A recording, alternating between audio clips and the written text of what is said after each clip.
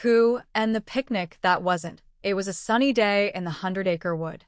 The kind of day that made the grass stretch higher and the clouds drift slower, and the kind of day that gave Pooh Bear the best sort of idea. "Today," said Pooh, licking honey off his paw, "is a day for a picnic. A proper one. With sandwiches and something sweet. Especially something sweet." He patted his tummy, which rumbled very softly, a gentle sort of grumble that only a bear of very little brain and a rather big appetite could understand. "Now all I need," said Pooh, "are friends and food." So off he went, humming a little tune, bouncing just a bit more than walking. Pooh's first stop was Piglet's house, where Piglet was polishing a teacup that didn't need polishing. "A picnic?" Piglet squeaked. "That sounds... well, it sounds very outdoorsy." "That's because it is," said Pooh. "And we shall need napkins, and perhaps a blanket that knows how to sit properly on grass." Piglet nodded nervously. "Will it be windy?" "Only if it's windy," said Pooh. "And if it is, I suggest we don't invite the napkins to fly." Piglet blinked. "I'll come." Next, they visited Rabbit, who was watering his carrots and not looking up. "A picnic?" Rabbit said, raising an eyebrow. "Do picnics pull weeds?" "Only if weeds are invited," Pooh said. "But there will be honey, and perhaps a few vegetables for you." Rabbit thought for a moment, then said, "As long as we don't sit on my radishes." "Agreed," said Pooh. After a few more stops, the picnic party was quite complete. There was Eeyore, who said, "Picnics are fine. Until it rains." Tigger, who bounced and shouted, "A picnic?" Tiggers love picnics. Owl, who arrived with a large hat and 3 picnic books, just in case someone asked for history. And finally Kanga and Roo, who brought a basket full of warm biscuits and hugs. "We'll meet near the big oak tree by the stream," Pooh said, "where the sun shines politely and the grass doesn't poke." Everyone nodded and scattered to prepare their bits and pieces.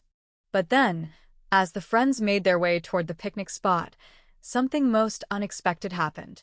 A cloud, who had been resting quietly all morning, decided to become much bigger and much grayer than before.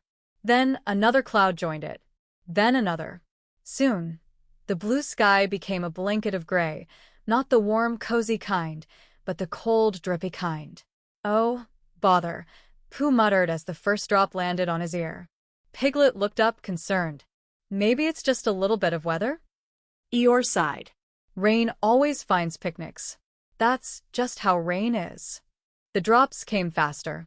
The biscuits were getting soggy. Rabbit was covering the carrot sticks with leaves. Tigger tried bouncing the rain away, but it bounced back. And then came the boom. Thunder. That was that. The rain poured, the wind huffed, and the sandwiches were now sandwiches with water on them. Everyone ran for cover under the big tree, holding baskets and blankets and books over their heads. "Well," said Pooh, dripping but hopeful, "perhaps the picnic will begin once the rain decides to stop." The animals huddled beneath the tree, listening to the pitter-patter above them. "I guess this means we won't have a sunny picnic after all," Piglet whispered. Pooh scratched his head. "No," he said. "But we might still have a picnic that is mostly dry." "But the food is wet," Rabbit complained. "And my bounce is soggy," Tigger added. "Rain makes everything slow," Eeyore said. Roo, who had been quiet, suddenly chirped, "We're still all here, though. Together." Everyone blinked.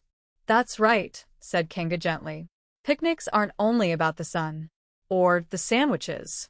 Or even the honey." Pooh gasped softly. "Not even the honey?"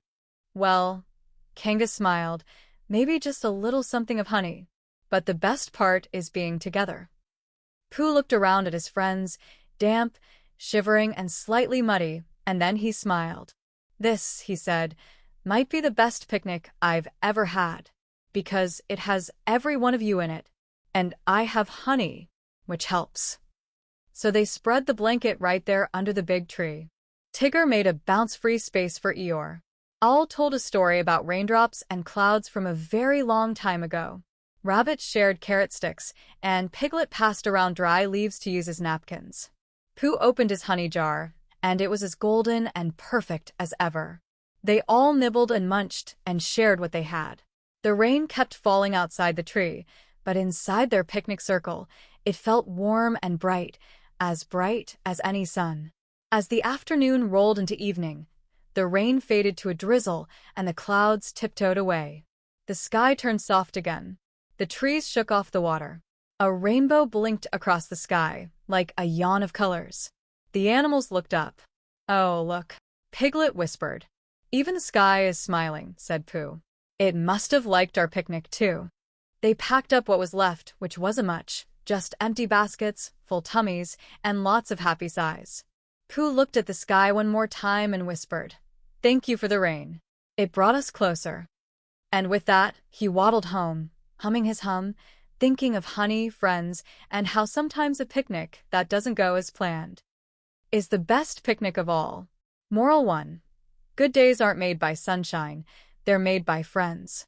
Even when the weather changed, the animals found joy just by being together. Kids learn that happiness comes from people, not perfect plans. Moral 2.